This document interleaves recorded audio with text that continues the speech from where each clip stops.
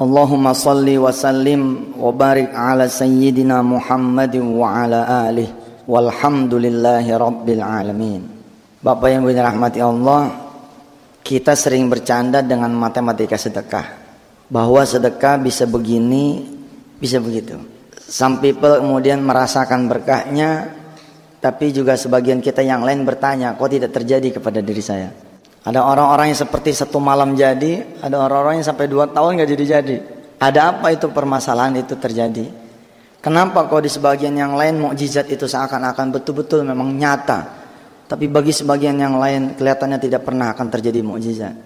Nah, kita belajar, barangkali ternyata itu ada 1 dari 10 dosa besar yang menghalangi barokah dari amal kita itu keluar dalam bentuk dunia kita yang kita inginkan.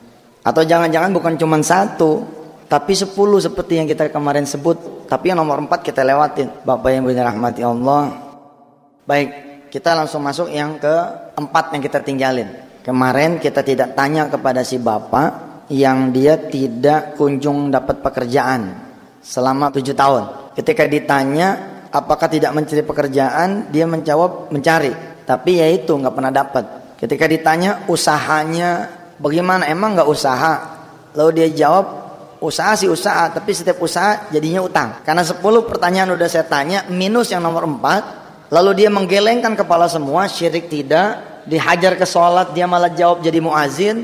Nah, kan repot nih, kita hajar sholat nih, sholatnya kali nggak beres. Dia bilang saya jadi muazin, lah kan berarti udah beres sholatnya. Doraka sama orang tua, ternyata orang tua udah meninggal.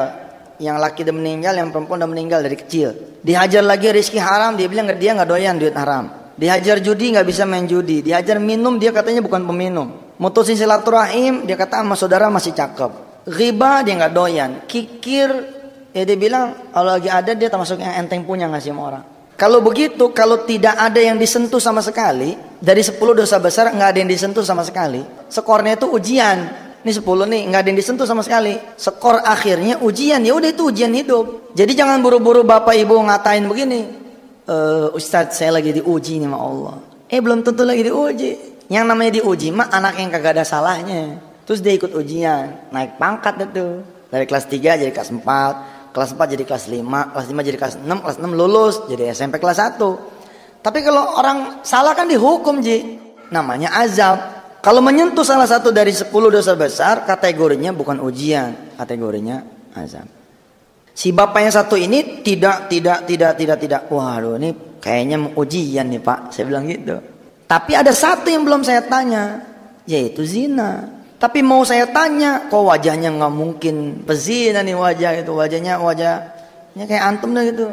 Bersih, itu muka ustad. Putih Pak, bersih orang. Istrinya juga itu jilbabnya menirapi gitu.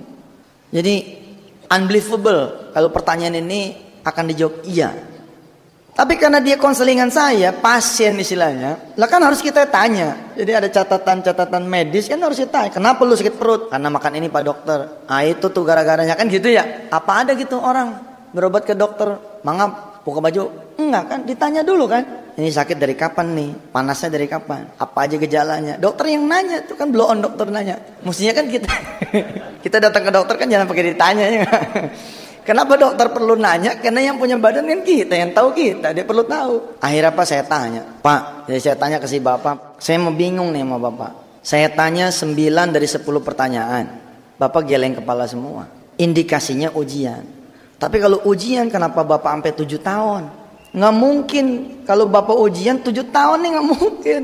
Hati-hati loh, kita punya utang tahunan kalau lunas, weh. Bener nih saya ngomong bener nih. Kita punya penyakit tahunan gak sembuh-sembuh. Weh bahaya tuh. Takutnya bukan ujian gitu loh, azab. Kita salah masuk pintu. Pintunya ujian itu cuman sabar Pak, selesai. Tapi kalau pintunya azab, tobat dulu baru sabar. Pak, ada 1 yang belum saya tanya. Saya sungkan nanya sama bapak, tapi saya perlu bertanya juga nih. Karena ya cuman ini yang belum ditanya. Tapi saya pengen ngomong berdua nih antar laki-laki. Kan dia datang berdua sama istrinya kan. Waktu itu saya tanya begini sama dia di awal konselingan. Terus nafkahnya dari mana selama 7 tahun? Istrinya nyaut, dari saya Ustaz. Alhamdulillah Allah masih kasih rezeki buat saya. Saya guru Ustaz. Jadi hati kecil saya mengatakan kayaknya ini bukan dosa dari istri nih. Ini kayaknya dosa dari suami. Kan ada orang berzina dengan istrinya. Kapan? Sebelum jadi istri. Betul kan? Kemudian lalu dia menganggap pernikahan itu pertobatan. Bukan, Pak. Pernikahan itu sunnah. Pernikahan itu wajib malah hukumnya kalau emang udah mampu dan tidak bisa menahan syahwat. Artinya pernikahan itu bukan pertobatan. Jadi jangan anggap dengan menikah lalu selesai urusan. Wah, enak aja loh. Nggak begitu, tobat dulu. Nah, saya bilang sama si bapak ini, saya pengen ngomong berdua sama bapak aja. Jadi ibu tolong tunggu di luar. Memang efektif, Pak, menyentuh masalah orang itu tuh dakwahnya luar biasa itu. Orang bisa ingat sholat, Pak, gara-gara dia punya masalah itu. Kalau dia nggak ada masalah, barangkali nggak sholat juga. Begitu keluar si istri, tak dikunci pintu. Saya bilang sama si bapak, maju deh, maju dia. Pak, ada satu yang belum saya tanya. Rasanya bapak tahu nih pertanyaan saya.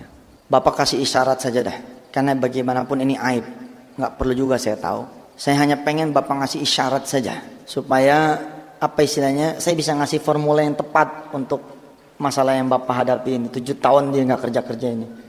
Ngomong-ngomong, di balik wajah bapak yang kelihatannya soleh kayak begini, pernah nggak gitu nggak sengaja kecemplung zina gitu? Ya Allah, ibu, bahasa isyarat, nangis sesenggukan dia, nangis sesenggukan. Sambil nangis dia ngomong, emang juga itu Ustadz yang saya khawatiri. Jangan-jangan karena masalah itu hidup saya jadi susah.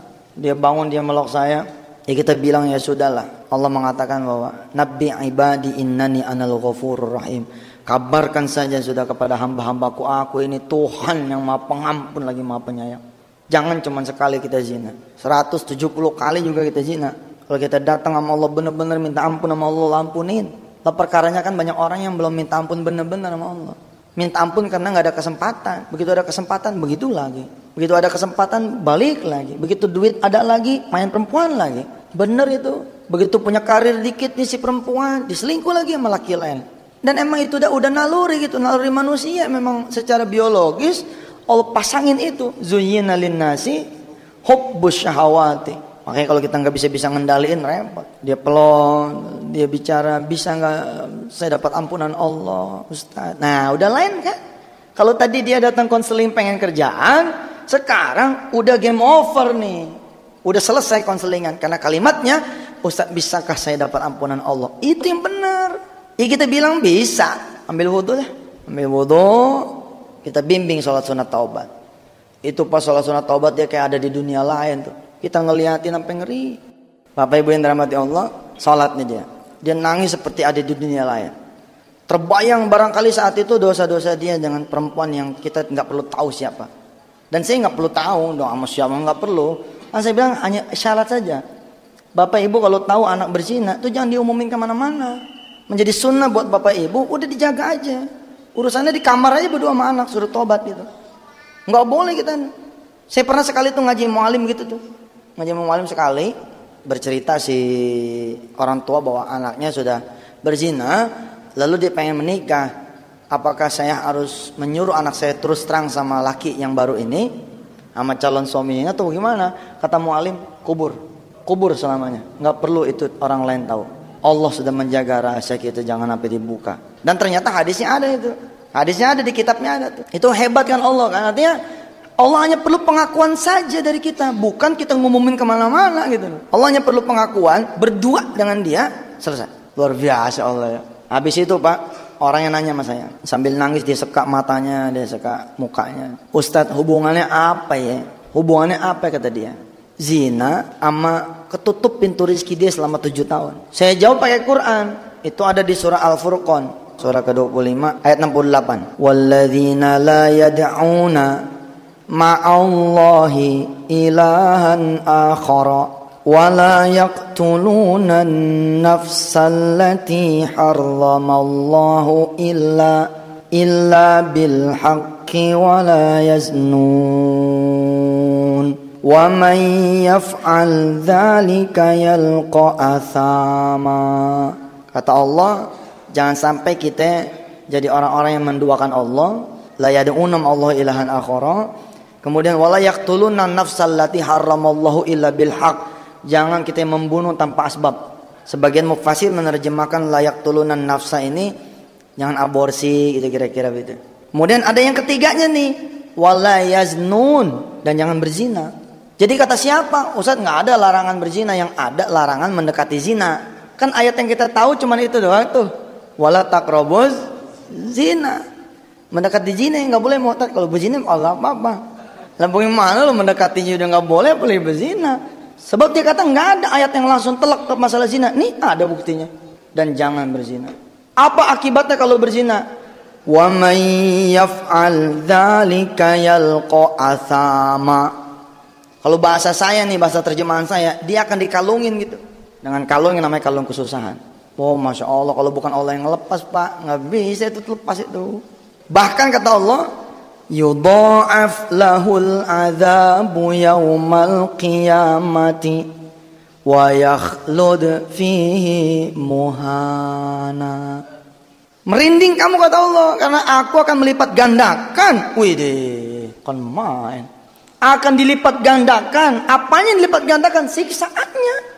Lah Pak emang gak punya kerjaan, gak kesiksa tuh batin? Lah kesiksa Pak. Sama mertua kita serba salah. Lah saya ngalamin tuh. Lama saya juga. Sampai sekian bulan itu. Kita gak pergi salah. Ngalamin Pak, siksaan tuh ngalamin. Nah yang begitu itu kata Allah, yudha'af lahul adzabu yaumal qiyamah wa yakhlud fihi muhana. Aku akan lipat gandakan nanti di hari akhir nanti kata Allah. Bahkan kata Allah, wa yakhlud fihi muhana. Aku akan hinakan sehina-hinanya. Masya Allah. Makin nangis nih orang. Jadi Bapak Ibu rahmati Allah, kembali ke pembahasan kita tentang zina. Dia nanya, apa hubungannya zina dengan sempitnya rizki? Itu jawabannya tadi satu itu. Yang kedua, ya, ada qaul. Bunyinya begini, an-nikahu miftahur rizki. Nikah itu kuncinya rezeki Pak. Artinya, saya suka bercanda. Maaf nih ya, namanya begitu udah dewasa ya kan. Kemaluan laki-laki itu kunci Pak. Kemaluan perempuan itu pintu. Istilah ibaratnya begitu. An-nikahu miftahur rizki. Nikah itu kunci rezeki. Pakai dah kunci pada yang bukan pintunya. Kira-kira ini mah kira-kira kebuka nggak?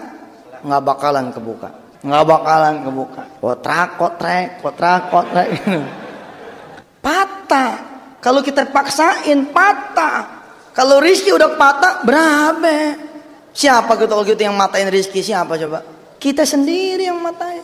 Makanya buat orang-orang yang udah pada pernah berzina, aduh, lo mah udah hidup aja udah bagus. Bener Pak, dikasih hidup aja walaupun penuh dengan hutang, penuh dengan penderitaan, udah bagus lo. Namanya dikasih kesempatan sama Allah untuk bertobat dan berbuat baik, nebus. Belum ngomongin 40 tahun kita punya ibadah diangkat sama Allah, nggak diterima. Nah coba, satu celup 40 tahun Pak. Lah orang namanya berzina satu malam tuh bisa 2-3 ronda. Kalau berzina memang kekuatan setan Pak. Kalau kita udah jadi laki bini, kadang-kadang nggak datang tuh setan. Bener, gila udah halal nih. Kayaknya, aduh nyari yang lain lah, yang ini udah nggak doyan nih udah. Saya ini ngomong apa adanya nih, mohon maaf ya.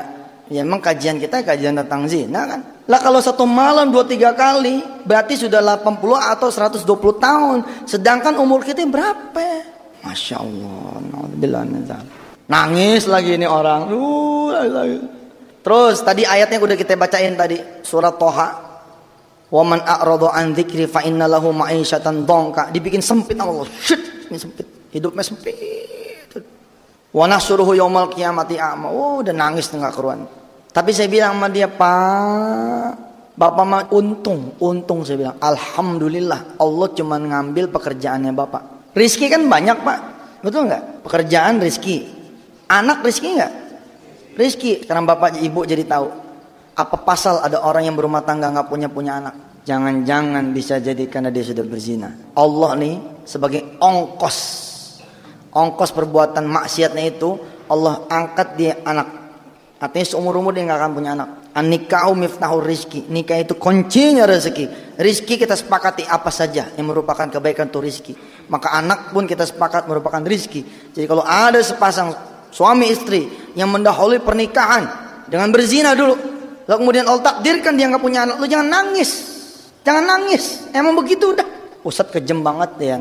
Nanti ada yang rahmatnya. Artinya kan Allah Maha Pengampun. Kejar dulu tuh ampunan Allah, baru peluang punya anak dia terbuka. Gawat lupa kalau udah ditarik masalah anak tuh Pak. Waduh, nyari kemana coba? Nyari ke Singapura, nyari ke Australia, nyari ke sana kemari, tetep baik nggak punya anak. Dia nggak sadar rizki yang berupa anak udah Allah delete, udah Allah hapus. Apalagi coba rizki? Hubungan rumah tangga yang harmonis rizki nggak? Rizki. Ada nggak orang berumah tangga baru 6 bulan kemudian pisah? Ada nggak? Banyak. 2-3 bulan pisah. Banyak. Ditanya sama mertua, ditanya sama temen, kenapa lu baru aja kawin? Ah, gua nggak cocok. Bukan sebab nggak cocok lu pacarannya kelamaan, ngawal-ngawal nggak pugu lagu. Begitu dinikahin, Allah bilang cabut. Rizki berupa langgengnya rumah tangga cabut. Aku tidak berkenan memberikan dia umur rumah tangga yang panjang, cabut. Kita sepakat kan? Rizki itu apa saja sepakat, termasuk hubungan rumah tangga yang panjang gitu. Disharmonis, artinya rumah tangga yang nggak harmonis. Bisa juga terjadi begitu kan? Lah kalau ketika dia berumah tangga, perasaan ribut terus, tiba-tiba dia hadir di pengajian ini, atau dia kelak mendengar kaset ini, kelak dia mendengar CD ini, lalu kemudian dia menyadari sama suaminya, iya pak, pantas be kita ini ribut terus. Kita dulu sebelum nikah udah berzina duluan. Hasil usaha, hasil kerja, rizki bukan? Rizki. Ada loh pak. Terminologi kita sering menyebut sial terhadap orang-orang yang kalau megang apa-apa angus, megang apa-apa angus, megang apa-apa angus. Khawatirlah jangan-jangan anak nggak ditutup, rumah tangga harmonis nggak ditutup, panjangnya rumah tangga nggak ditutup, tapi hasil usaha sama hasil kerja yang ditutup. Kerjaan mah dapat aja gitu loh. Ini yang kerjaan dapat aja, pemodal pun dapat aja, tapi ujungnya masalah lagi. Kalau dia belum sadar nih pongkolnya, belum sadar pongkolnya, nggak jadi. Kan kemarin kita udah belajar kan, temukan penyebabnya, temukan jawabannya. Ketika kita melihat lantai yang basah, yang harus kita lakukan apa? Bukan ngepel kan, tapi lihat nih dari mana nih sumbernya nih. Begitu lihat ke atas, oh iya bener, gentengnya bocor, pantas baik ini lantainya basah. Ganti dulu. Begitu diganti, kalau emang perlu dipel. Kadang-kadang malah nggak perlu dipel pak, beres sendiri. Tapi ingat. Kemarin saya tutup tuh kajian yang kedua dengan kalimat begini, bahwa pengetahuan kita akan 10 dosa besar hanya untuk kita, untuk menilai diri kita sendiri, bukan untuk menilai orang lain. Karena celaka nanti. Begitu reuni ketemu teman, ini anak ente nih, iya anak ente mana? Waduh, anak udah lama nih nikah belum punya anak. Zina. Iya nggak begitu bos, gitu. Buat kita boleh lah gitu, tapi sifatnya private berdua. Kita colek teman kita sini. Gue ngeliat lu susah banget, gue khawatir lu masuk 10 dosa besar. Itu pak kalau bapak ngomongnya cakep, masuk ke hati temen tuh, pasti dia nanya apaan aja sih. Kalau kita tahu mukanya bangsa muka pezina, embat dulu nomor 4. Nggak perlu nomor 1 dibacain dulu, langsung aja nomor 4. Ente zina kali ini itu. Yang halus pak, kalau yang halus jatuhnya nggak haram. Kita nggak boleh nanya sama orang zina nih, nggak boleh. Hukumnya mengatakan nggak boleh. Kayak dokter aja lah, nggak semua dokter punya hak meriksa kan? Kalau anda tidak punya license dokter, ditangkap ente. Buka praktek kira-kira begitu. Jangan sembarangan juga, ada kompetensi masing-masing wilayah. Jadi fenomena kawin cerai fenomena baru kemarin diberitain Agustus. Jadi Desember dicerai. Lalu kemudian menyatakan di depan TV, menyatakan di depan teman, menyatakan di depan saudara bahwa ternyata ada sifat-sifat dia yang saya tidak cocok. Ternyata baru ketahuan sekarang. Bukan. Itu mau asbab aja, wasilah aja gitu. Aslinya dicabut sama Allah. Celaka tuh pak. Cerita selanjutnya saya nggak paham apakah dia kemudian mendapatkan pekerjaan atau tidak, saya nggak paham. Tapi yang menarik pak, malam itu juga datang kepada kami seorang anak muda. Wah, begitu duduk saya tanya sama nih anak, ente masih muda begini masalahnya apaan? Ustadz, bahasa dia nih, kalau saya nggak punya masalah masa iya saya datang ke sini. Ya udah cerita cepetan, masalahnya apa? Udah malam nih. Ustadz, saya cuman sopir Ustadz. Waktu dia nyebut cuman sopir, marah tuh saya. Oh ente emang ya nggak bersyukur ya. Banyak orang pengen kerja apa saja walaupun tidak digaji, yang penting kerja, ada eksistensi. Ente udah dikasih kerjaan sama Allah jadi sopir, ngomong aneh cuman sopir. Wah nggak bener nih. Udah pulang lah, masalah ente mah cuma satu, kagak syukur. Bener pak. Terus iseng saya tanya, gajinya berapa jadi sopir? Emang kurang jadi sopir gajinya? Tuh dia jawab, gaji anak 2,8. Wih. Apalagi 2,8 lu jadi sopir 2,8. 2003 loh pak waktu itu kita ya. 2003. Sopir 2,8 masih teriak. Tapi saya bingung sih pak. Emang ada sopir 2,8? Anak kerja 2 tempat saya. Anak kerja di manajer anak, tapi anak kerja juga di kantor anak. Jadi gaji double dari manajernya juga, dari kantornya juga. Apalagi 2,8 gajinya itu udah pulang dah. Pulang. Ente mah cuma kurang syukur. Enggak ada masalah, ente mah cuma kurang syukur aja dah. Sono terima. Masih banyak saudara-saudara ente yang malah belum kerja apa-apa. Lagi ente mah jadi sopir gue 2,8, Masya Allah. Dia nyaut. Tapi Ustaz, saya lulusan UGM. Begitu dia nyebut lulusan UGM, saya suruh duduk. Berarti ente emang masalah. Lo yang bener aja Pak, lulusan UGM jadi sopir. Kira-kira kalau kita jadi orang tuanya juga nggak redo kita juga. Bohong aja lah. Ada yang ngomong gini, Ustaz sing penting kerja. Bohong. Perasaan hati kecil kita sebagai orang tua juga akan ngomong, ngapain lu gue sekolahin tinggi-tinggi kalau cuma jadi sopir aja mah. Bukan saya ngecilin pekerjaan sopir, maaf saya salah ngomong nih. Artinya saya beristighfar, mudah-mudahan Allah nggak, kita punya maksud nggak begitu dah. Bukan meremehkan pekerjaan. Cuman saya pikir dia nyebut nih, yang menarik kita belajar disebut ujian kapan? Kalau masanya tidak terlalu lama. Namanya orang SD 6 tahun, ujiannya berapa hari? 6 hari. SMP 3 tahun, ujiannya berapa hari? 3 hari. Kalau ente sekolah SD 6 tahun, ujiannya 6 tahun juga. Sekolah apaan tuh? Lah tiap hari ujian gitu. Walaupun sih kalimat Allah mengatakan Tabarakalladzi biyadihil mulku wa huwa ala kulli syai'in qadir. Alladzi khalaqal mauta wal hayata. Gitu kan? Liyabluwakum ayyukum ahsanu amala. PICJ.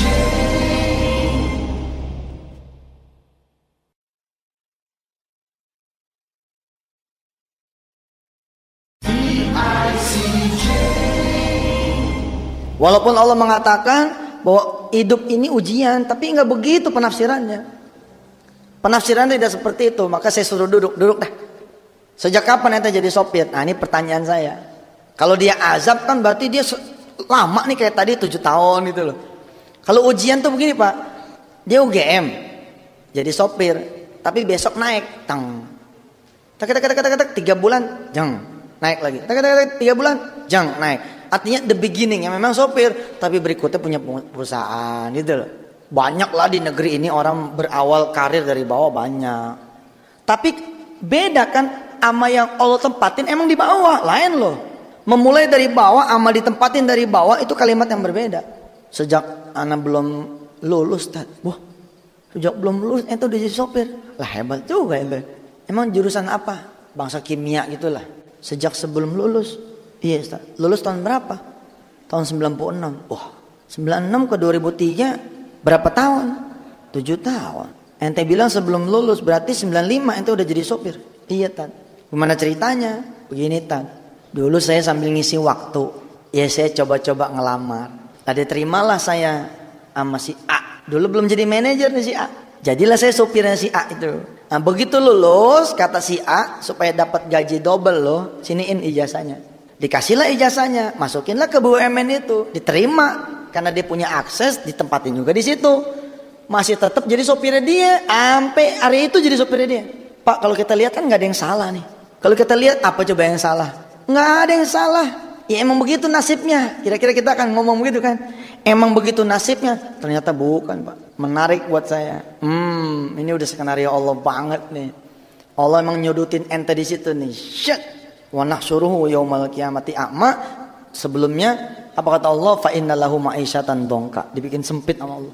Nggak dibikin laku tuh ijazah UGM kecuali di situ. Karena yang datang anak muda, lah itu yang saya bilang tadi. Nomor 4 aja langsung kita tanya. Nih, baca. Nomor 4 nih ada tulisan apaan tuh? Maksud saya pengen ngomong begini, jangan-jangan ente zina nih gitu. Di luar dugaan saya, ini anak ngomong begini, pantang set anak zina. Wah, bukan zina. Apaan? Ya karena bukan zina kita teliti lagi kan Sat, dari 1. Kita teliti lagi dari 1. Syirik, ninggalin sholat, durhaka sama orang tua. Yang hebat Pak dari ini anak muda, 10-10-nya digelengin kepala semua sama dia. Nggak mungkin saya bilang, nggak mungkin ente nggak kena salah satu, nggak mungkin. Pasti ente nggak jujur nih, jujur Sat. Aneh enggak bener. Aneh sama orang tua rapi, sama rezeki haram ya. Anak pikirnya udah punya penghasilan 2,8. Anak mah cuman gini, kata dia. Kenapa hidup anak kok cuma jadi supir? Anak nangis, kadang-kadang kata dia nih, anak pengen ngebahagiain orang tua dengan pekerjaan yang membuat dia menjadi terhormat gitu loh. Namanya anak lulusan UGM makan, kalau tanya sama saudara-saudaranya, anak lu kerja di mana? Anak saya jadi sopir. Tapi begitu ditanya, bagian apa? Sopir. Orang tua mana pengen bangga? Ya 1000 kali sih ada orang tua yang nggak apa-apa, penting kerja. Tapi kan lulusan UGM gitu loh, teknik lagi. Karena ini 7 tahun, wah pasti ente bukan ujian, ente azab nih. Tapi aneh, masa nggak ada sama sekali yang ente sentuh? Kecuali ente bohong, enggak bohong. Lah, kemudian saya ingat teori tentang kunci patah tuh. Oh iya nih, gitu sate dulu ya. Gini, sini. Ini dekat, kuncinya sih emang gak patah, tapi barangkali grepek, somplak. Kita punya motor Yamaha pak, adik kita motornya Honda. Karena kita buru-buru, main sabet aja nih kunci, masukin nih. Kan nggak masuk tuh, tapi kita paksain. Dua-duanya dol pak. Lah lubangnya dol, kuncinya juga dol. Rusak di grepek, namanya gue grepek. Patah sih enggak, tapi grepek. Keburu sadar, oh iya ini bukan kuncinya nih. Keburu sadar, paham tuh kalimat saya? Ada orang-orang yang sadar, begitu sadar, ya dia tuker lagi. Pakai kunci aslinya, masih jalan pak. Tapi udah terlanjur tuh kunci aslinya grepek. Lubang kunci dia punya motor grepek. Kira-kira begitu pak. Paham ya? Dia nunduk. Ya. Dengan bahasa isyarat dia nunduk, paham saya. Oh iya kena nih dia. Maksudnya apa? Bezina sih kagak. Tapi mendekati zina. Kenapa saya hajar ke situ? Saya khawatir nih. Oh iya nih. Saya tanya udah kejar. Ente zina sih enggak. Tapi kalau mendekati zina gimana? Ya, dia tegakin kepalanya terus dia jawab. Iya Ustadz, kalau mendekati zina sih. Iya benar. Terus saya bilang, kenapa lu gak bilang dari tadi? Apa jawaban dia? Lah Ustadz kan nanyanya zina. Lah zina mesti enggak, pantangan kita. Lah ada pak anak muda pantangan tuh. Pokoknya kalau udah urusan yang satu itu pantang. Tapi serempet-serempetannya gak mantang. Bahaya itu, bahaya. Ini silokannya begini pak. Siloka. Bapak punya mobil. Dan punya tagihan 30 bon. Masukin perempuan di mobil bapak. Gak ngapa-ngapain. Tapi cuman ada ser gitu. Gak ngapa-ngapain. Tapi ada nih ser gitu. Pak, bon bapak hilang nih 5. Bapak cuman bisa nagih 25. Minggu besok naikin lagi nih perempuan yang sama. Megang. Lebih dari ser, megang 10 bon hilang. Minggu besoknya lagi berani ngerangkul 15 bon hilang. Berani nyium 15 bon hilang. Minggu besoknya lagi berani ngamar. Tapi belum buka baju, ngamar doang 20 bon hilang. Minggu besoknya lagi naik nih meningkat. Ya kan tambah jago. Buka baju, lanjang dua-duanya. Tapi tidak terjadi persetubuhan, 25 bon hilang. Tinggal 5 nih. Begitu dia berzina pak, tokonya hilang. Paham tuh? Perbuatan dosa ditumpuk demi ditumpuk, ya gede juga.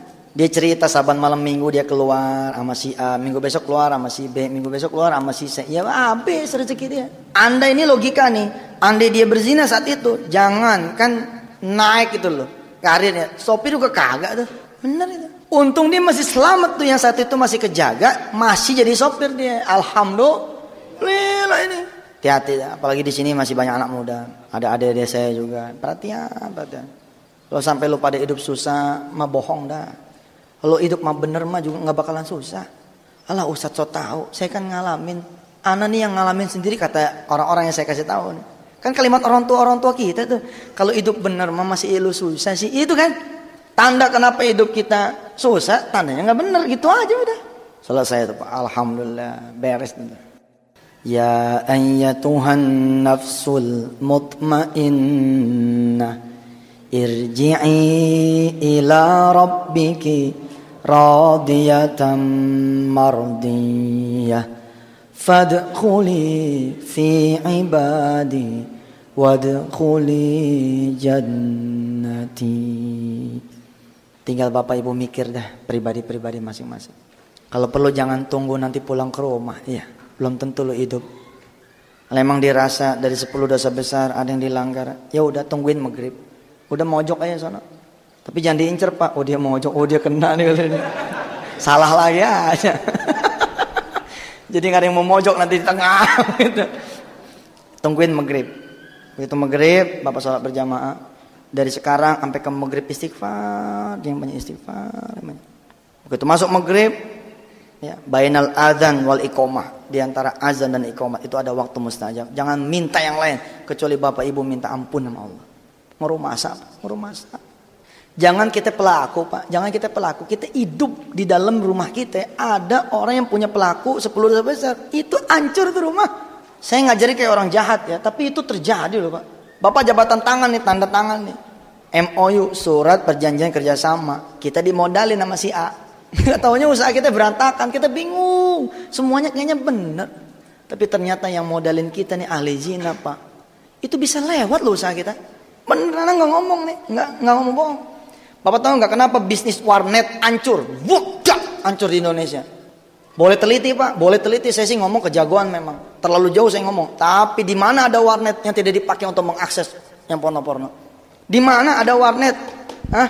Di Indonesia ini, wala fi Jakarta, wala fi kampung gitu, yang tidak dipakai buat akses, memang begitu gituan. Bukan soal sekarang bisnis warnet, bukan, karena dipakai yang begitu. Menjelang maghrib, kita istighfar terus, nggak perlu saya pandu, udah begitu dah. Nanti dari maghrib pas azan sampai iqomat, jangan ada permintaan lain kecuali kita minta diampuni sama Allah. Kalau bahasa Jawanya apa? Kulo nyuwun ngapura gitu ya. Ini separuh saya bilang separuh saya Jawa. Kulo nyuwun ngapura dah begitu. Kita minta ampun bae sama Allah udah begitu. Kemudian maghrib sholat, habis sholat Bapak cepet dah sholat taubat, sholat. Aduh Pak, kita belum sempat taubat nih kalau lewat sakratul maut nih, aduh. Saya ngomong kayak begini juga kejauhan juga, terasa saya paling benar, terasa saya paling suci, enggak juga Pak. Saya juga masih prihatin dengan dosa-dosa saya, masih prihatin. Saya punya utang kayak begitu gedenya juga ada riwayatnya itu. Riwayat 10 dosa besar juga sama. Cuman yang mananya rahasia gua aja sama Allah dah. Ya, jangan nanya lu sama gua yang mana tat. Begitu saya buka Quran, tak yang pertama bara'atum minallah ya. Bara'atum minallah. Walladzina ahadtum minal musyrikin. Oh iya benar. Tahu saya dosa saya apa. Habis namanya anak muda kan demen mager-magerin, demen ilmu-ilmu ini ilmu itu, nama anak muda ya kan. Kita jadi pengusaha kecil disuruh, ada teman anak ngomong, "Tat, pokoknya kalau buat magerin ente mah kayaknya Masya Allah dah. Ente kesana lagi.